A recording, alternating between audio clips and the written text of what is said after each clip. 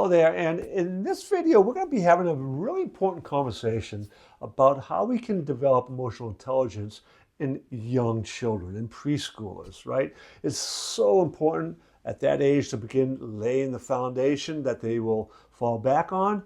We'll discuss some of the ways we can do that in this video.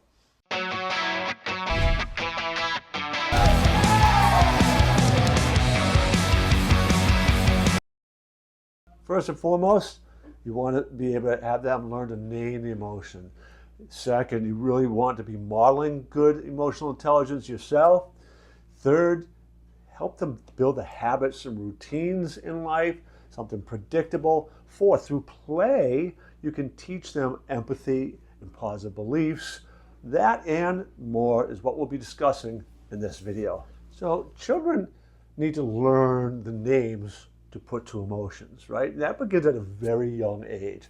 And we need to help them with that, right? So when you see them looking to be angry, it might be frustration versus anger, right?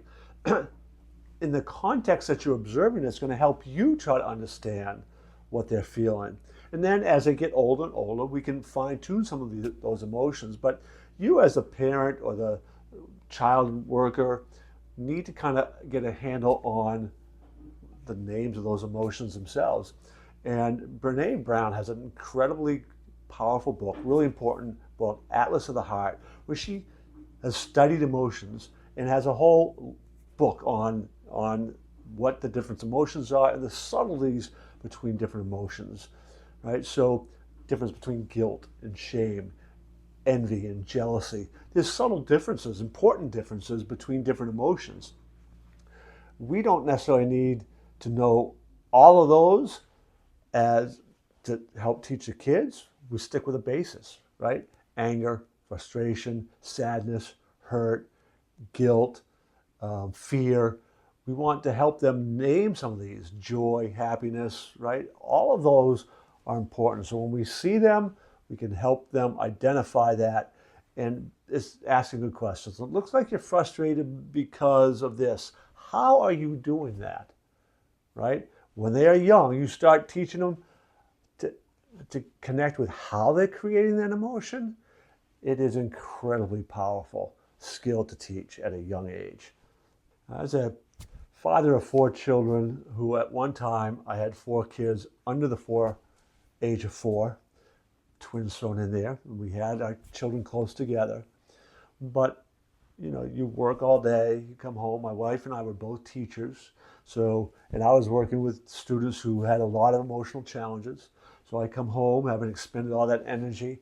I didn't always have the energy and patience that I probably should have had with my own children. It becomes very important to recognize your own stress levels, do what you need to do to manage your own stress and your own emotions so you can model that emotional intelligence. When you weren't necessarily as patient, it is very helpful for the kids to hear you apologize, saying, I'm sorry, I reacted too quickly, I'm sorry, there's no excuse for that. This is what I was experiencing, this is what I saw you doing. That's not okay. I should have not reacted quite so strong, but you need to understand that throwing that piece of food at your sister wasn't a good thing to do, right?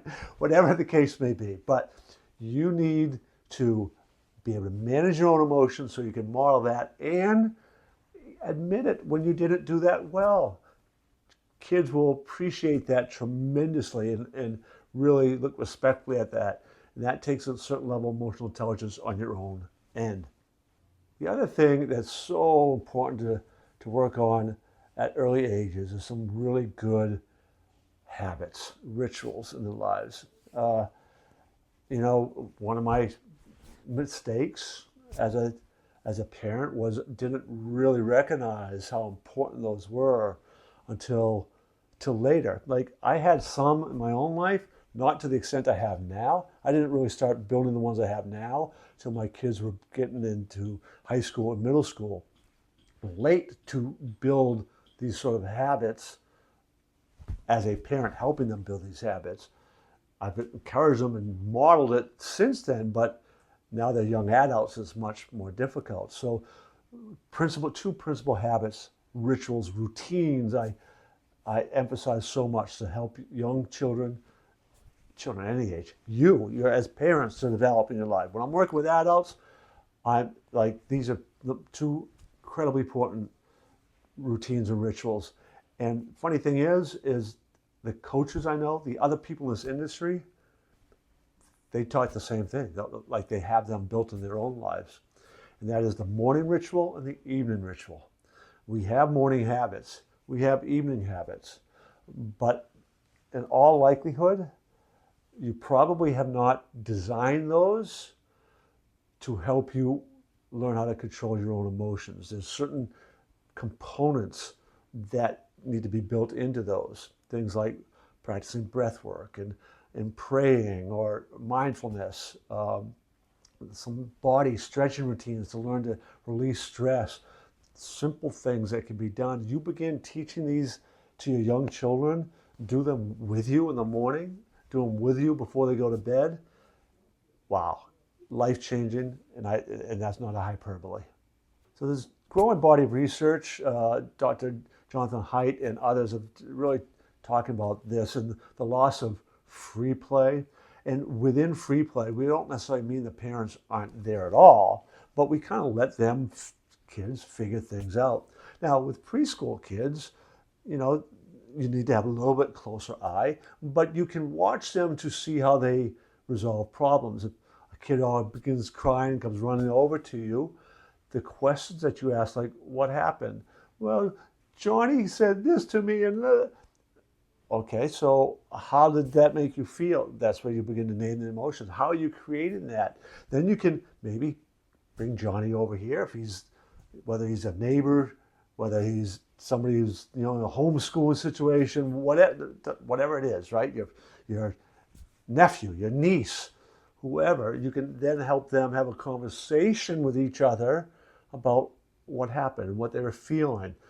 At an early age, when they begin to learn this and have these conversations, you begin to understand that people aren't their behavior, that Johnny may not have had any other choice, didn't know how to react to that. We talk about it, we teach them that, and very often there's really no need to have consequences beyond that at that really young age.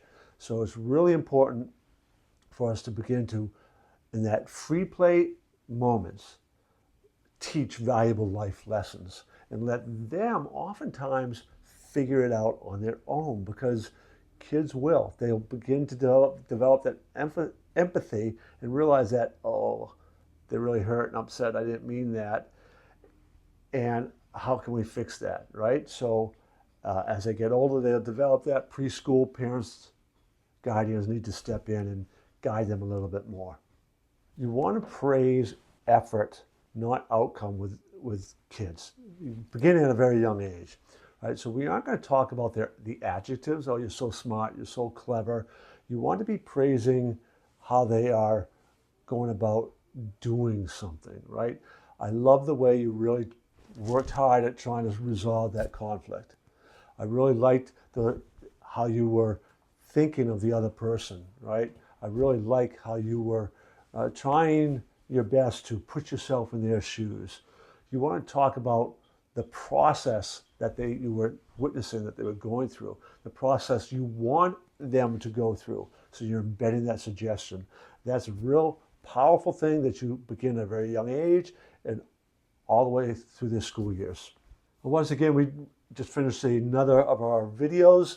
And as always, I would encourage you to check out some of our other videos. In particular, you might be interested in checking out the video, how do you deal with somebody with low emotional intelligence? And we have so many different videos on a lot of different topics. So by you subscribing to our channel, you can also help us by helping people find those videos who are searching for them, right?